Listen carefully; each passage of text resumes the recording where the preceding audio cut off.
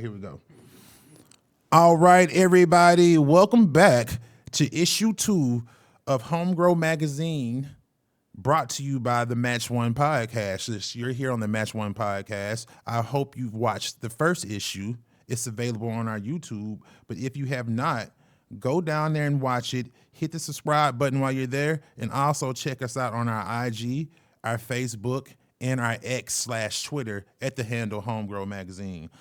We got some really dope content coming to you guys today. We got a dope special guest. We're going to be talking about THCA. Yeah, a lot of you guys have been wondering about THCA. You guys would be surprised how many people hit me up asking me about THCA, asking me about it's the stuff they bought online gonna smoke. Is it the same thing as what I grow, the whole nine? Not only are we gonna talk about it, man, we're gonna do it the Homegrown Magazine way and actually bring a guest on live today to actually talk about this stuff in depth. I got my man Adriel from Devil's Lettuce Test Lab gonna be dropping through. I'll see it right here, waiting on it. But we going to wait before we get into all that. We're going to do some Homegrown Magazine stuff. So we're going to talk about that. We're going to talk about some plant training techniques. We're going to get into some growing stuff because that's what we're here for. Some good information courtesy of my guy G2G. Check him out on IG. I'm sorry. Check him out on IG as well. G2G, there, the letter G, the number 2, the letter G. Growing to Grow. That's his handle. And then we're also going to talk about our book coming out. So just kind of lock in, follow with us, and step along. Now, if you're checking out the shirt I got on, you like the jacket, you like the drip I'm rocking with today, go to homegrowmagazine.net. Check us out. We got some merch available there. You might see some of this exclusive stuff I got on. You might not. If you want to inquire about an exclusive 101 piece you see me in, like this trench coat with the Homegrown Magazine all over it and the G2G or only the growers, logo on there, hit the website up and send me an email. We'll get you situated. So now that we're talking about that, if you do go to the website and you have watched the Match One podcast, you can use code MATCH1. That's going to get you 20% off. We're going to match it with you. Yeah, we're going to give you a little discount from coming over. So check that out. So today, what I would like to do is go ahead and jump into the caregiving part of it and the official home growing way. Now, in the book that's going to be coming out soon, you guys saw clips of the book in the first episode, and I kind of talked about it a little bit. We're going to start sharing the book more. We're going to actually bring it on the platform to get you guys more familiar with it so you can visually see it, and of course, make it available for you guys. In the book, it talks about legally growing, whether you're going to get your home grower certificate just as a regular consumer cultivator, or if you're going to be the home, like check this out. So I'm all about kind of spreading it out and being communal about how we do this, right? So there's definitely the possibility for, if you don't have the space, or maybe you got an apartment and your homie is renting a house or something like that, you can become a caregiver, meaning you can grow that person's legal amount at your spot. That's kind of what being a caregiver is. So in the book, first chapter, man, there's a section called First Steps. So first steps, one of the first steps I feel like is being able to do this, without looking over your back. Like I'm not going to put all my business out there, and I'm pretty sure this story goes the same as a lot of us in this, but I ain't wait till I had permission to do this. And that's not a bragging thing. That's just me just kind of letting you know that when I tell you this, I'm telling you this from experience. Like the best thing for you to do is going to be in a situation where you can have your license posted up on your wall. So, so you can do this thing the way you need to do this thing. So you can be hitting people up on a forum or in a grocery store talking explicitly about what you got going on so you can get the good feedback and you can get the good information. That's the biggest part to it. So you get to a legal space, you get to a legal state. Most of these states, you can either set yourself up as just a consumer home grower. Most of them have a consumer home grower option. Homegrown Magazine, we're in the state of Missouri, right? So the state of Missouri has a 6-plant consumer home grower limit. That means you can be flowering 6 plants at a time. That's also 6 plants you can have in a medium stage as far as vegetative growth, and 6 plants you can have kind of like in the beginning stage of vegetative growth. So that's just as a consumer, right? That's not having a medical license. That's not growing for anybody else. That's just your household, right? Now, if you and your spouse or somebody living in your household, y'all could do the same thing in the state of Missouri. And the limit is 2, right? So check this out. You got a roommate or you got a spouse, you start growing, you get your consumer grow license. They can just go and get theirs too. Now it's 12 plants flowering. Now it's 12 plants, medium vegetative growth, and now it's 12 plants, beginning vegetative growth. That's the cap, though, as a consumer, though. You can't have more than 2 of those licenses in a household. You do that, that gets you kind of on your way to being able to get, I mean, at 12 plants, you're beyond getting your feet wet. At that point, you damn near at the point where you're trying to automate stuff. You got 12 plants going on because you got more than one tent. That's kind of how you get into the home grow phase and kind of get into it as somebody who's looking to do this in the right way without a lot of sweat, without a lot of crazy stuff going on.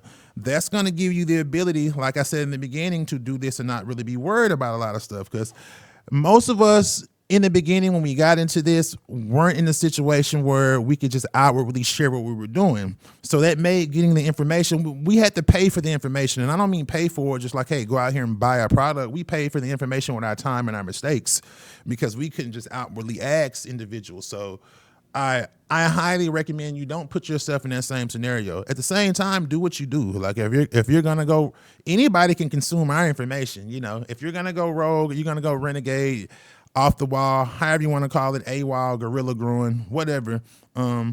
We're not gonna not support that. That's just not what we're. That's not what we're pushing. That's not the thing that we know that's gonna get you in the space to really consume the information. So get you to a legal space. Check your plants. Check your state situation. So just like, for instance, in Nebraska is about to be a medical state coming on board. If you live in that state, it would be ideal for you to start checking out the laws, seeing what's on the books. If home grow is going to be inclusive of it, go ahead and start checking the laws out, man, so you can get in the mix and you can kind of do that thing the legal way. As far as caregiving side goes, it's kind of the same process. You know, somebody who has that, now that's kind of different because at that point we're talking somebody who has their medical license who wants you to grow for them. So it could be a situation where, you know, you got your 6 plants banging, you're in the community, you're in the circle, somebody with their medical license, you know, comes across your flower, whether the case may be, and they want you to be their caregiver.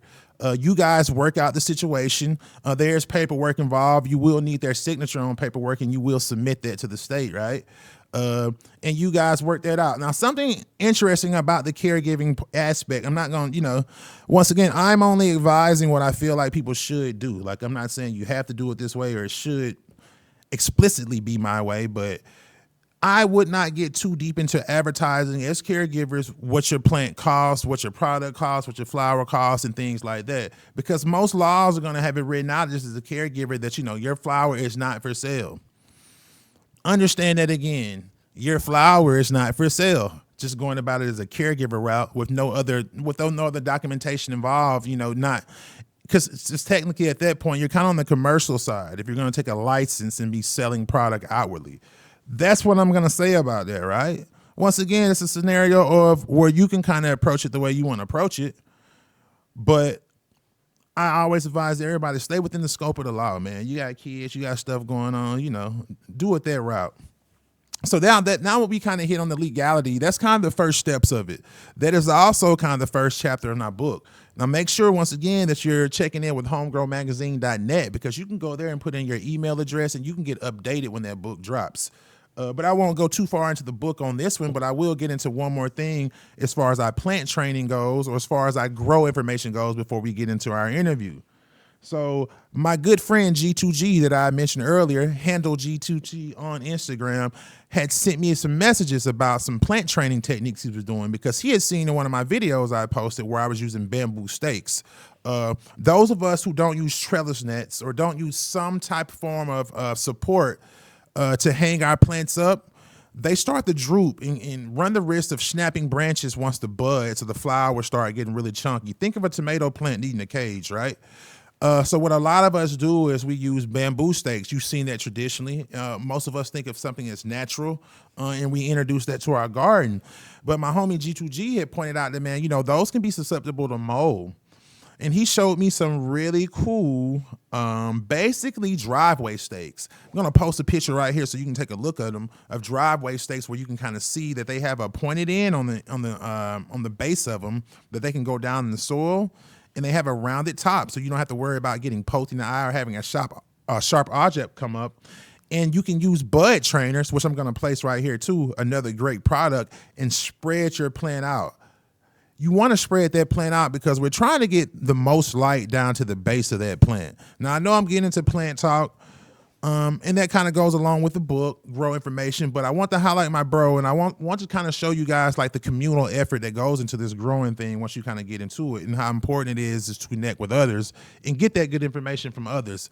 Bro showed me some really good information. I went out there and bought them, and immediately, I'm talking about within a week, I'm seeing the differences. I'm gonna post some pictures right here so you guys can see just the inner growth that they're doing. This type of plant training is necessary. We're just not gonna plant a seed and see this type of bud saturation or bud sites that you see on these plants just from simply popping a seed and growing it. These things happen with training and manipulation. So we want to keep in mind that it's important to constantly be learning and constantly be checking out what other growers got going on and build you a community of growers that you can connect with. All right, we're back. We're back on episode 2 of the Match One podcast, issue 2 of Homegrown Magazine. We got a special guest right here with us. It's my guy Adriel. Adriel is the creator of Devil's Lettuce Test Labs. In most of our states, now, first segment we were just talking about, let me back up. First segment we were just talking about growing your own cannabis at home. And one of the things about growing your own cannabis at home is a lot of us like to be growing our own cannabis because we like to control where it's coming from, knowing what we're getting, free of pesticides or something you hear out there. How often you hear that, bro? How often you hear people talking about having a product that's free of pesticides, free of this, mine's is better than the dispensary, come over here, but you don't know. You don't really know if what you're talking about is really that unless you're getting it tested. It's kind of like that conversation you and I had on the phone the other day. A lot of the things, it's just kind of like people who want better food and decide, okay, I'm gonna grow my food for myself. Okay, even if you growing your food, if you're not getting that tested, do you really know? This is no way a Homegrown Magazine growing out here and saying, hey, start testing your produce or anything like that. But this is one of those things where in this industry or in the cannabis industry, testing is a highly, highly talked about subject. So my man Adriel runs Devil's Lettuce Test Labs, where commercial businesses, things like that, get their product tested, and home growers such as you and I can also get their stuff tested. So what's going on with you, bro? Yes, sir, man. Hey, not a whole lot, man. Just out here grinding as usual. Cool. So y'all know this is Match One. You said you ain't bring no gas today, but I got some gas for you. And I'm also gonna give you some gas for you to test for me too. We're not gonna test it live here today, but I'm gonna give you some gas for me to test it. I grew myself some cereal milk, and we about to get on some of the cereal milk that I grew myself as we have our conversation in Match One. So we'll be matching all exclusively coming from the Homegrown Magazine garden today. But yeah, man, welcome to the show. Appreciate you coming, bro. We gonna jump right into this, man. Like, I know from talking to you the other day, I know that testing for pesticides, mold, cannabinoid profile, which would be THC potency, all those type of things are really the bulk. But as of lately, THCA has been the hottest thing, man. Like, that's kind of been the conversation that people have kind of ran with, because, and it's mostly coming from our friends and those that don't have those recreational or medicinal markets, and they're getting their flower online, or they're getting their flower from a smoke shop, and they're hearing that THCA. I appreciate that, homie, man. Shout out to DJ E, man. DJ Came through with the E. stick, man. Nice stick. I bet you don't got a lighter too, homie. Bet you ain't got a lighter too. Look at this, man. Hey, man, if anybody wants to be on the podcast as a Homegrown Magazine assistant, come work with us, man. Professional roller, hit up the email, man. info@homegrownmagazine.net. I'm going to run it down there. I got a torch somewhere around here, bro. Why should be in my pocket? Man, I totally came should be in my unprepared. I pocket, came man. unprepared. Oh, my Well, bad, I'm glad bro. you're making up I for hate it, that. though. Hey, what we have here? How often we looking for a lighter and it's in our pocket? Never mind. Sorry about that, bro. If you do got a lighter, somebody All else. right. So THCA, you know what I'm saying? We got us some good Yes. smoke right here. We got some cereal milk from the Homegrown Magazine garden. That's THCA right there. This THCA? That's THCA. How's this right THCA, bro? Man. What you mean? I grew this, bro. What you It- mean? This is gas. What you mean? This THCA? Explain to us how this is THCA. See, that's exactly the thing right there. Is that THCA and labeling it as such has really confused a lot of folks. Okay. Just like yourself. But THCA is literally, it's just raw cannabis. It's THC in its raw form before you apply heat to it. So any plant that you grow is going to have THCA. So all right. So So basically, you're saying that any cannabis out here, no matter if you got it from the home grower, no matter if you got it from the plug, whoever, it's all THCA until you light it up. Exactly right, and that's when it turns into THC. So basically, right now, Homegrown Magazine, Match One Podcast, we about to convert live on the podcast. We finna take this from THCA to THC, THC. simply could light it. Absolutely. And at this point, it becomes THC. Correct. So Delta 9 appreciate that, my THC. boy. So, Delta 9 THC. So the Yeah, Delta man. stuff is real too? Yeah. So when Bro, you, drop the game on us, so when you man. start talking about THCA, Okay. and of course, when you got the labels on there, they're saying hemp derived. Right. Tell you right now, all that is just wordplay. It's not hemp derived.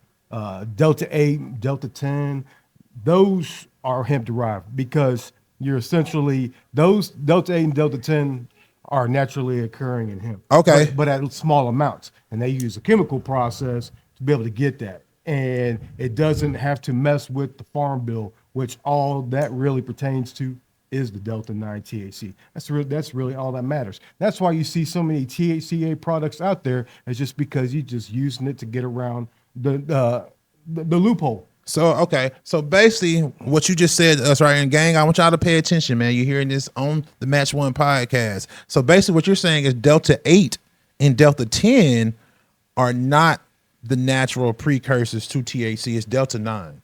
That's sort of correct. Okay. Delta 9 you're gonna find in the cannabis. So when people see, so if you're at a gas station, right, and for somebody that's not as deep in the knowledge as us, right, they simply at their local gas station, and in front of them is Delta 8, Delta 9, Delta 10. Out of those three things that they're looking at, what most naturally represents what they want?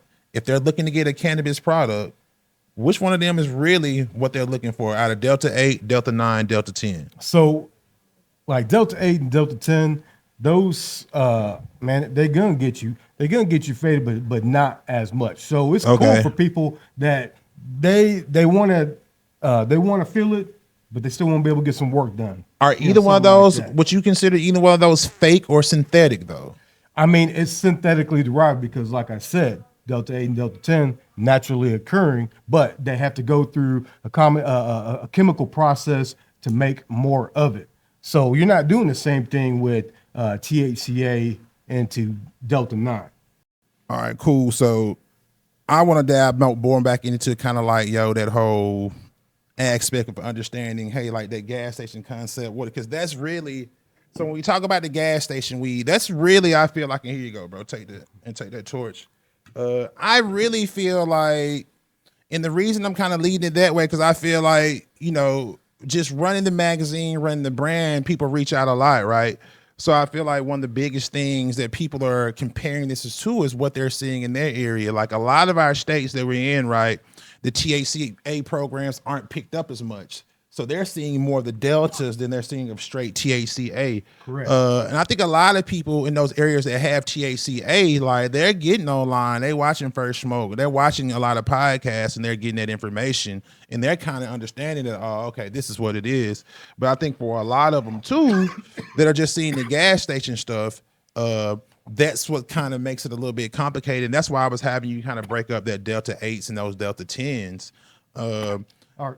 And you can kind of just chime in on that too, because I remember you were kind of saying that the Delta 8 and 10 it might not be, but talk more about the 9, like so the people who are constantly seeing Delta 9 and all this kind of relates to THCA and THC because they're all kind of working together. But the whole Delta 9 spiel, like why is it kind of considered? Because I know you were saying 8 and 10 were kind of, but what is it specifically about 9 that you were kind of just leaving hanging there, kind of like what is special about it, or is it really just the real thing no matter where it's present at in hemp or cannabis? That's pretty much it right there. Okay. So I try not to go on a tangent. Right. But, it happens. So I'll just break it down like this. So you go into the gas station or a CBD store, and then you see Delta 8 products, you see Delta 10 products, and then you see THCA flower. Right. So Delta 8 and Delta 10, those are hemp derived.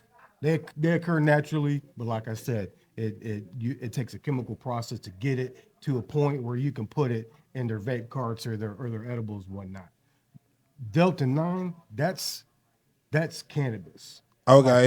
And THCA, is raw THC. It's basically in its raw form, and then when you apply heat, you smoking it, when you cooking with it, that's the conversion into delta 9 THC. And the reason why that's so important is because it's that farm bill. For Because sure. because the only thing that farm bill were mainly addresses is that it, it's delta 9 THC. That because they don't say anything in there about delta 8 or delta 10. So let me ask you this: like, is cannabis and hemp those two different things? Because They I are. I feel like They, maybe so. Would I be wrong to say that all cannabis is hemp, but all hemp ain't cannabis? Just kind of like yeah. just kind of like all champagne is wine, but ain't all wine ain't champagne because it's all coming from grapes. But I feel like all cannabis can be hemp, but all hemp can't be cannabis That's true. Yes, yes. for sure. So when you hear hemp Damn. and cannabis, like what's the major difference? Can people get high off hemp? No, no, that's the whole intent for that farm bill is because it's not supposed to have any THC, And right? see, and when you're But talking about the farm bill, you're talking about that 2018 farm bill that made this whole THCA hemp thing kind of go. well, see, the thing is that it doesn't even talk about THCA. It just talks about delta 9 THC. So Okay.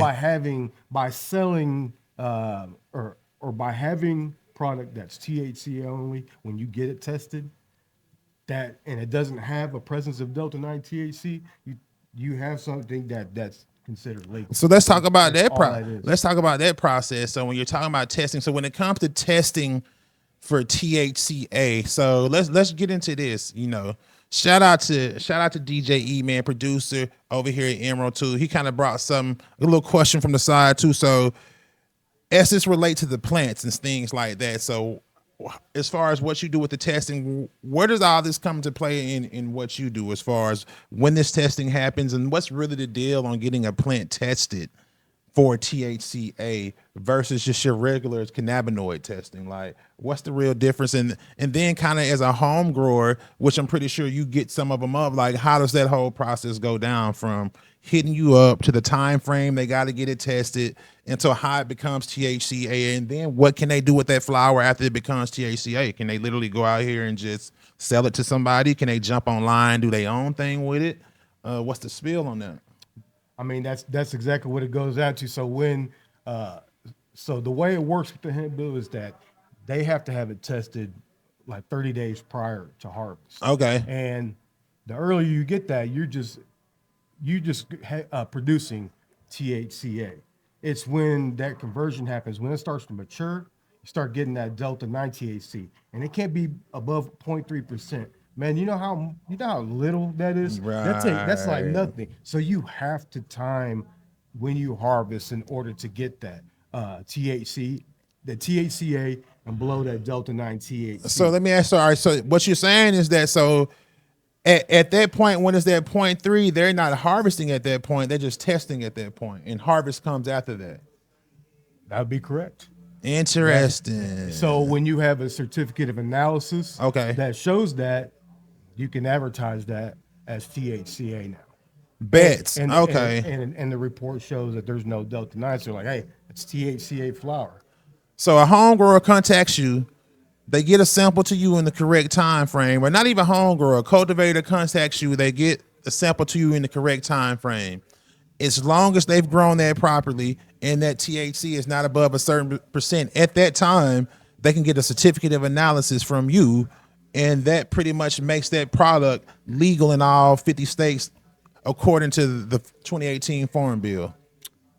Right. Well, I wouldn't say it's a matter of legalized Okay, because it's not meant for legal purposes. At for least what I sure. just because I don't do compliance testing. I got you. But that COA gives them that information to at least have that the quality assurance. It is a Right. certificate saying it is what it is. So let me ask you. So what have you seen from the folks that you deal with? Definitely not people on the commercial side. Like, have you seen a lot of people coming to you looking to get that flower tested THCA and do other things with it, as far as making it more accessible to what they can do with it, as far as moving around and getting it in other people's hands?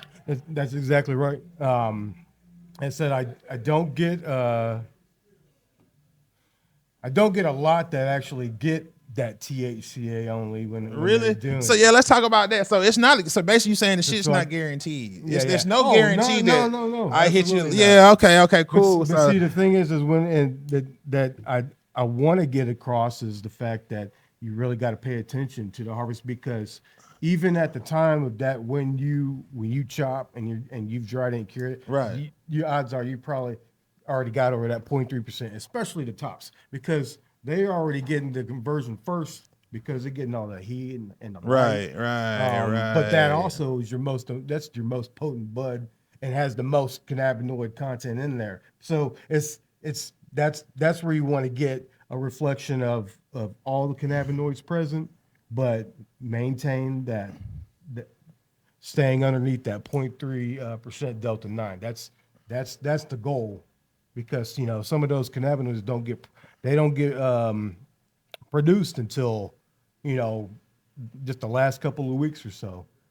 So you go too early, then you're not going to get the best profile. So So it's like, all about time. It's so what happened when timing. they fail? So somebody come to you like, oh, so okay. Well, So then let me ask you this. they just can't say it's THCA. So basically, to do the THCA testing, they're coming to you like, I specifically want that because it has to be done. It's just not like your regular profile testing. This is particularly for that because it's getting done pre-harvest, Right, right, and your right. regular analysis is just done post-harvest. I mean, the testing is going to be the same, Okay. but usually when I have the conversation, we have to do it with intent. With like as far as when they're going to chop, get it to me, so that way we can do that correctly. What? Because a lot of times, people when they bring it to me, it's going to be over that 0.3%. Most of them are, and even like I said, even when you take it out of the store, that CBD or the gas station, when you take it out, and if I were to test it, it's gonna be over that 0.3% anyway. It don't stay. You have to really control the conditions that it's in. So I'm what are you talking controlling? What are the main things you really got to control? Is it just te- mainly temperature and humidity. Then what they be saying? So when they fail, they be mad at you. People be mad at you when they fail the THCA shit. What happened? I Were do you I do mad? brew some egos. Dang. But it's I mean it's not. 'Cause I guess at that point they just got THC. They got regular fire. So they best if you're in a legal state and it happened to you, you good. You just can't. You just ain't got that COA.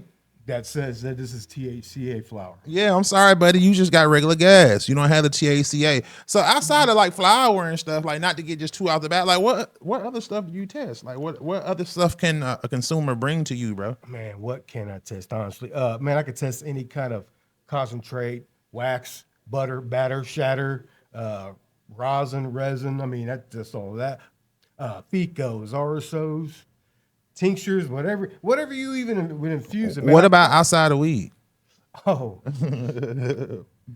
did I mention I do mushroom testing as well? What? You do mushroom testing? Absolutely. Interesting. Why would you do that? I mean, that it makes sense. I mean, when you used to get you eat like 3 grams, 3 grams or three, whatever. 5. And how sometimes it works and sometimes it don't. Right. It's because the psilocybin content ain't the same in that 3 grams. And really, the best way to do it is just turn it into a powder. And then Right. test it thin, so you can put it in your capsules. And Right, things right, like right, that. right, right. But you want to know the psilocybin, psilocin.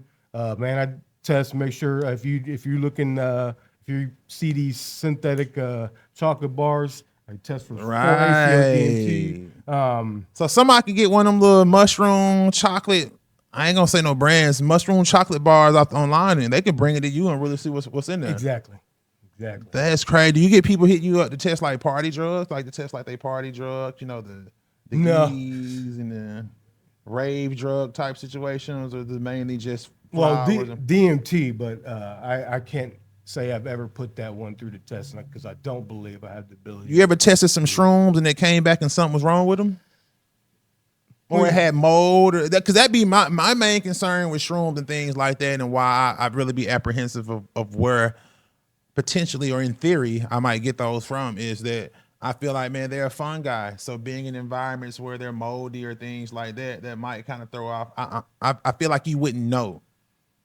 You know what I'm saying? Like a fungi that's already have a bluish tint to it naturally, would you really know if it was growing mold? Right. Well, You I know mean, what I'm saying? Like, how would you know? So I feel like with products like that, I would always, be interested in getting something like that, and that's I that's do mold crazy. screening.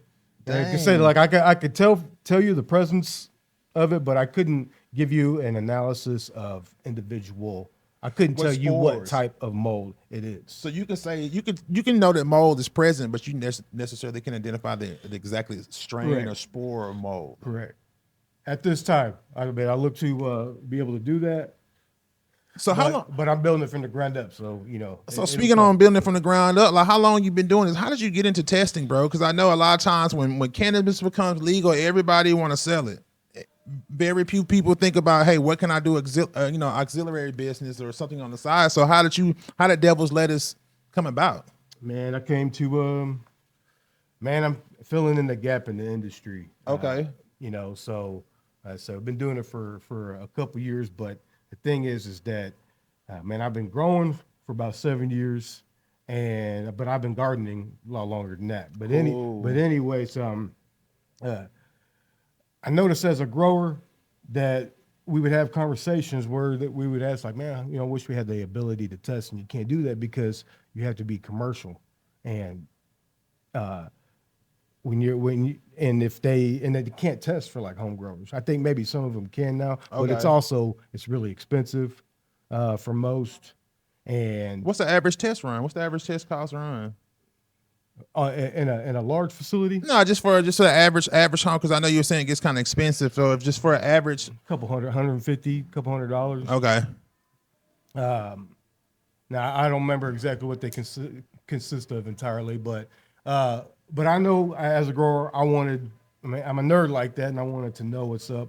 And as I started looking around, and I noticed that there was a need for it because we always talked about it. I wasn't really I wasn't really good with the cereal results that milk you put them get out. from T-Check or the Purple Pro, which Okay, they're accurate, but like I wanted the details, and I wanted to be able to provide others, accurate testing. So I went out and then I got invested in all the equipment and everything to be able to bring cool. that quality testing, the lab grade testing for the home growers, the ones that don't want to work with or go to a large testing facility, but have that same, the integrity, of a testing, of a testing lab at that size. So did you work for a lab, or did you kind of apprentice somebody or shadow? Did you just kind of jump in and just start learning the game?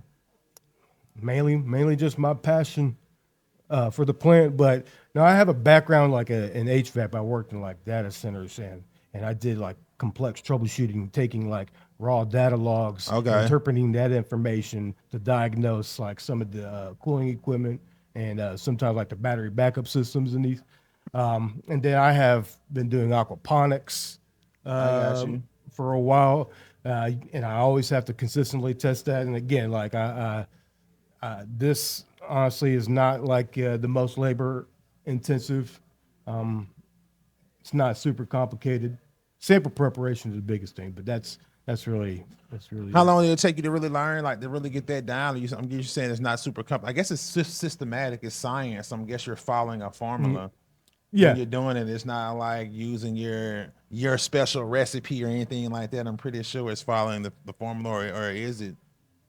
no, I mean, I said it's HPLC. It does what it does. It's the sample preparation that really makes a difference when trying to get results like that. Dang, that's crazy. So how long does the test And go? Like how long does it take you to do a test, and how much but material is needed? like about 25 to 30 minutes. I could do a test at a time. I mean, if somebody had flour, just need like a couple grams. Concentrates, half a gram. Tinctures, 3 to 5. Give me like 4 or 5 milliliters. Okay.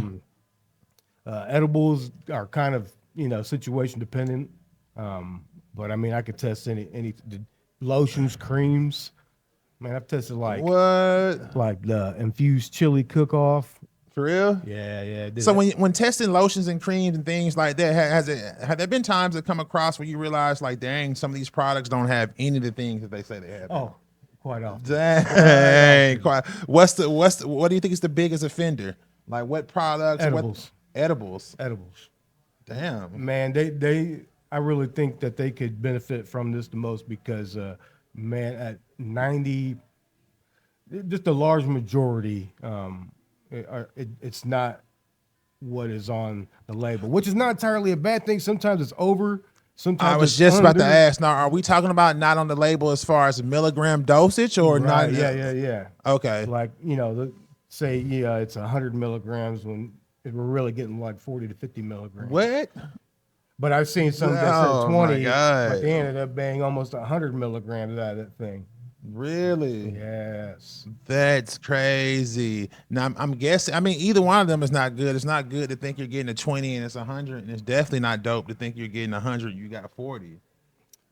So in situations like that, I mean, you don't have to say any names or things like that. Do you feel like that's partly due to maybe the individuals that got that to you maybe didn't have that dose appropriately distributed through the whole batch, or do you think there's maybe some issues with the effectiveness of what they're really doing and they just not hitting the number they said they're hitting No, it's usually how it's done and like consistently throughout the whole batch? infused, Right. emulsified, I got you.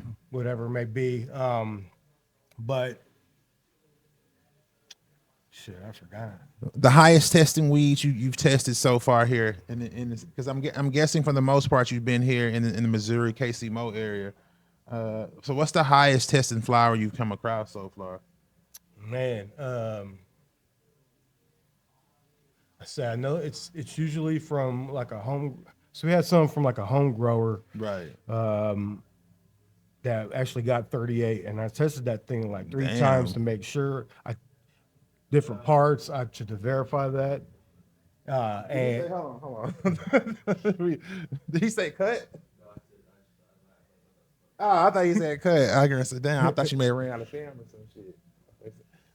Go ahead. My bad. 38%. Damn. What it tastes that you? All right. So I think it was herbal refreshment. Herbal Refreshment, shout out Herbal Refreshments, man. If y'all know Herbal Refreshments, man, they definitely a known staple here in the Midwest, man, and probably beyond, man. Shout out that boy Jay, man. You probably hopefully see him on the show soon. What's that shit smoke like? Like, do you get a chance to smoke this shit? Like, so when the sampling comes in, how you just saw some shit, you just be like, hey, man, I gotta get some of that just from the test results. Man, it's mainly the combination cannabinoids. So that 38 didn't necessarily just what it necessarily wasn't the shit, I'm guessing. And Correct. that's nothing against the quality and anything like that. It's just I guess when it's just that much THC. What else was present in that particular one? Or was it just mainly did it have like a balanced out profile that kind of makes that enjoyable? Or do you feel like Yeah, and 'cause kind of speak on that too? Like I guess you would definitely be the person that can kind of speak toward THC not being everything. And I'm pretty sure you've probably seen flower that had high THC that probably lacked a lot of other building blocks that would make it an enjoyable thing. Um, I guess with that being said, from what you've seen and things like that, I mean, how true does that reign as far as the flower you see about, or do you mostly people only really still be concerned with THC and they're not really aware? And I think a lot of it is people not aware of what the effects of those other cannabinoids are. Like they don't know when they're feeling a CBG or a C. I don't know when I was feeling that. right. Well, I mean, shit. That's what I say. I agree with them. Like the THC number is not everything. I mean, of course, you and I, and probably anybody that watches this, probably already knows that some of the best flower that they ever had was, man, could be 15, 17%. Like mine, chopped cherry. Like that thing. Well, I've You tested that didn't, thing you many times, and it's never really been over 19%. for real? And it Yeah. was it's smoking. Now, when we say smoking, and when I say smoking, I'm talking about chest expansion. Uh, it got a little cough to it. At 19% is hitting. Yes, absolutely. Y'all heard it, man. 19, and it's It's that, coming it's that tested. limonene terpene that I think that really sticks to me. So I get that I just love all those citrus ones. They hit just right. They hit my endocannabinoid system in all the right places. And I think we got a producer question for you, bro. I got a question about And man, y'all the make sure y'all check THC. out the website, man, homegrownmagazine.net, man. We got a question coming in from the producer, man. What we talking about, bro? Because me, I'm on the side of the I'm on the THC side, but I'm also, as I said, I'm informed on flavor profiles and all this, and I'm learning more about all the cannabinoids and the ways that it affects me.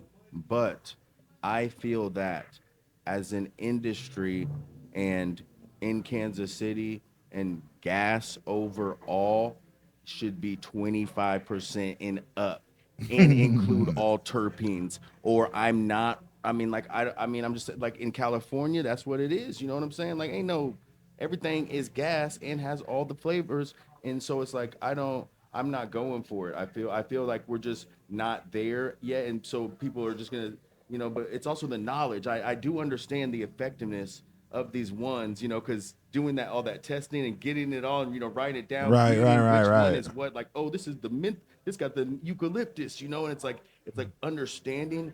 But I feel like, is there a so you, when you have the knowledge, I feel like there's no minimum THC that you are willing to accept overall, is my question, I believe.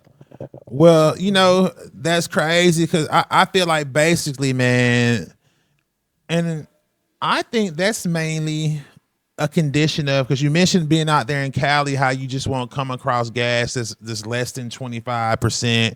And it's based, and I'm thinking in my mind, like, yeah, that's kind of like that check all the box environment. Like if something out there has got motion, it's everything. It's gas, it's flavor, it's look, it's hitting all those marks, and that's like the standard. You know what I'm saying? That's like the standard across the board. What do you feel about that, bro? Do you all right? This is, and I feel like this is the real question behind that statement. Do you feel like people are holding on to? Do you feel like that statement of lower THC hitting cultivars are still good? And when we say cultivars, we're talking about strains of cannabis are decent because we're in environments where the standard is not 25%. You see what I'm saying? Like I feel like in those Yeah. environments where the standard, the baseline is, man, there's got to be some gas. It's got to be have some purple in it. It's got to hit every base, and if it's not 25%, we don't really consider that gas. Do you think that's because the standard just ain't got here yet in this area? No, no, exactly. Because me and you kind of talked to this before, kind of like, Yeah. and this is, hey, before we get into this part of the conversation, this is no hate or nothing thrown at anyone in any of the places where you and I have been or events where people have seen us at. But we've talked about this before about, getting the consensus of growers, like, and I think it has a lot to do with genetics, what people choose to grow.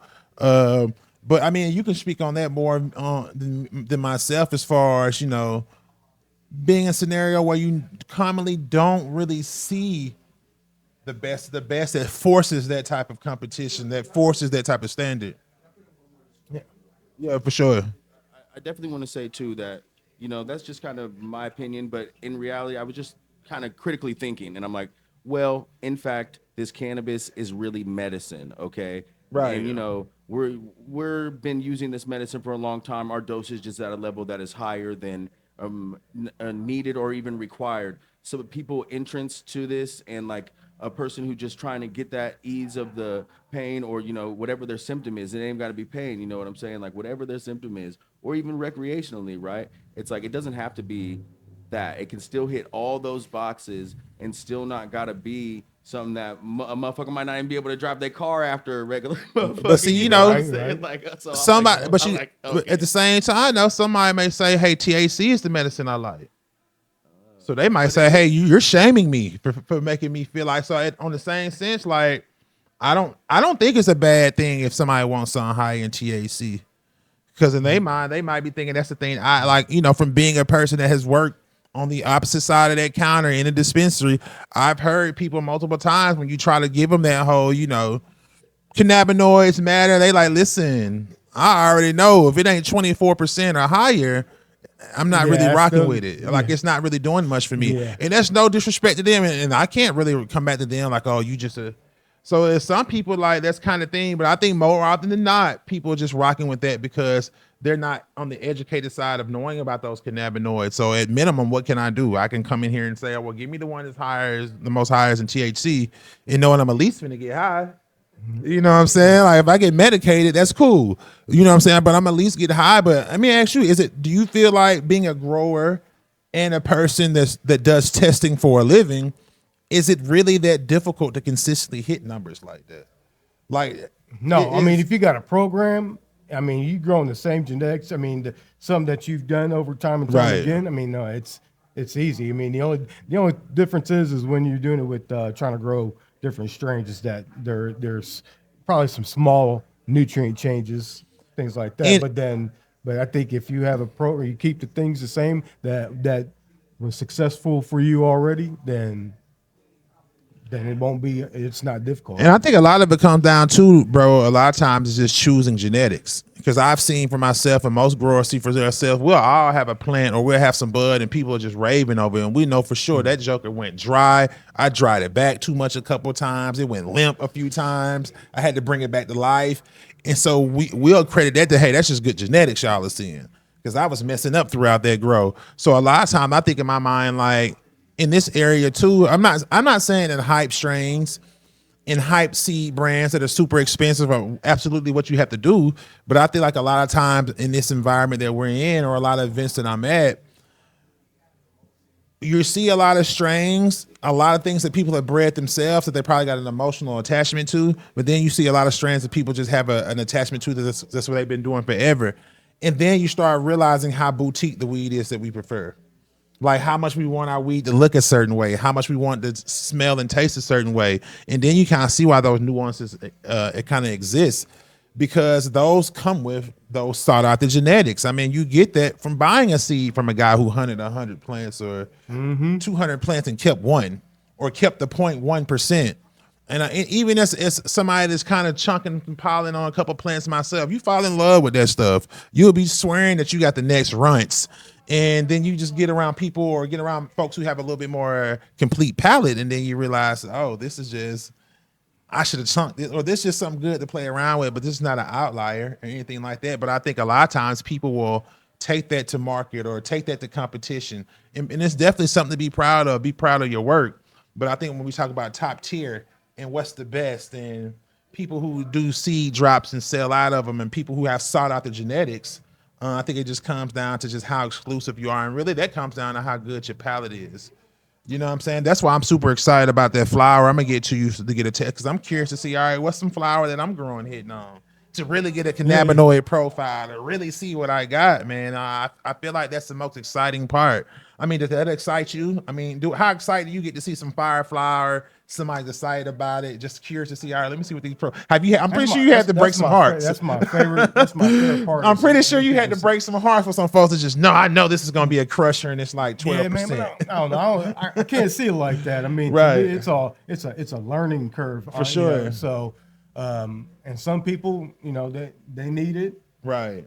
And having the information to let you know that what you're doing is still working out. I got you. Like you ever had some that seeded out and you still kind of wondered if it had anything left in it because it spent a lot of time making those seeds, but you didn't do it with intent. Right. You know, I'm in a situation like that now. Can I put some? You know, like can I still use it for edibles? I'm in a situation like that now, bro, where I made some of my own genetics, and I noticed kind of late into the flower that joker was dry. It was herming. So I'm hoping they didn't seed it. You know what I'm saying? Right, so it's like, but it's freaking gorgeous plant. So I'm one of my favorite ones did that too. It was like, man, it's gorgeous. Beautiful. It's an Oreo cross, so you know it's got that crazy. It's got the perfect structure. But I got it from some crazy. I was down in Oklahoma at one of their events, and it was one of them sample packs. You be on the road? Oh yeah. With the testing too? I tried to. So with the testing, man. So let's talk like on the entrepreneurial side. Like you don't have to get into any numbers or give anybody your sauce or anything like that. But with this testing, it doesn't lock you to the state of Missouri. No. Like, oh dang, no, that's crazy. So I just did an event out in Colorado. Oh yeah. Yeah. It's crazy to see the difference in the market at where they're at. Was that Colorado weed dry? No, man. Keep it 100, bud. Dude, no, man. They actually do it. How many Bavita packs was in that shit? What, like how many humidity packs? I'm just talking shit, man. I ain't hating on Colorado. It's like, man, some of the things they produce in a greenhouse, like I was Man. really surprised. So you're just not really somebody that has testing knowledge. Like you're traveling, you're seeing different grows, you're seeing multiple different products, you're meeting Oh, people. yeah. So you're actually like a base of knowledge as far as the industry and good growing practices. That's what I said. Like I was like, I get to And come having an across so many HVAC. different- Hold on, bro. So you got an HVAC background. You told me you're a vet, right? Yep. So you got an HVAC background. You're a vet, and you traveling, you testing. So you like a couple of moves away. Like, bro, it's their dreams for Devil's Lettuce to be a brand. Because, bro, you only a few steps away from shit. You could have the facilities climate perfect. You got the testing already on the route. You grow. I mean, Is that part of the vision to one day to have a cannabis brand, or to be like, what's the real vision with Devil's Lettuce? I would like to be able to really be a part of the R&D Okay. side of things. Not so much of Ooh, I compliance. got I don't you. care about that. Like I want to be part of the, to help people with their research and development. I can see that, bro. But I want to help because, man, I know that there's also a need for virus testing. People do want to know the mold Right. in there as well. The sex ID, being able to pick Oh, out you do the sex males, ID? Damn. So you can sex my regs? Pause. within a month of age. What? That's crazy. Not there yet, but that's the next step. I could definitely see you as being in that, because you gotta think, bro. After doing this, you 7 years in. I mean, after a decade, bro. Think about the amount of knowledge. Think about the database of plants you've seen after doing this for a decade. Strains you've seen, issues you've seen with strains, testing type of things. Seen Like, some weird deformities too. really. In your testing, are you able to genetically identify what those are? Is it just to the eye you're seeing these things, or this is once you do the testing, the markers that you show us showing these things, or is just you mean just as far to the eye? Yeah, just to the eye for now. Okay. Not the testability, not testing ability just yet. Just Tissue culture, you guys do tissue culture? oh man, not yet. That's also part of. Or did I just drop a gem on? No, that. But you already kind of had that in my there's bad. I mean, there's states that are already trying to replace cloning with tissue With tissue culture? But it's a very, it's a delicate process. It's long, very, what's the word for that? I know it's kind of labor. I know it's, to me, tissue culture kind of reminds me of growing mushrooms. It's very sterile. very sterile, very lab environment driven, Absolutely and like clear. you really have to have extremely clean inputs. Like you can't be tissue culturing things that have problems and stuff like that. From what I understand. Oh, and then even getting once you're done with it, you want Right. to transplant it. That's one of the hardest parts too, because it's not like the stomata hasn't been working at all, Right. and it's got because it's 100% humidity in there, and it's not gonna like that temperature, or Dang. that drop in humidity. It ain't gonna take to that too well. Dang. So it sounds like my guy here got a host of knowledge. So it sounds like somebody bringing their flower to you, just not getting the testing. They're getting a host of knowledge as far as the information you got from the traveling, the networking, knowing about humidity, climate control. Where can they follow you, bro, and kind of know where to stay in touch with what you got going on, and reach out to you directly, man, and tap in with the testing? Like, look, y'all heard it here, man. Cannabis testing, mushroom testing. Where can they reach out to you, bro, and just start talking to you and get things rolling? Well, I mean, they can, Devil's Lettuce Test Labs on Facebook and Instagram. Those are really the only two that I'm on right now. I'd like to expand, or you can go to the website, What's the website? I'm gonna drop it on the screen. We'll let them know. devilslettucetesting.com. You said just message me on there. You get my phone number on there as well. But just reach out, and then I mean, it's whatever I like. I try to accommodate to everyone if I can. So what's the you're saying on your website, what's the craft cannabis leaders page on your website?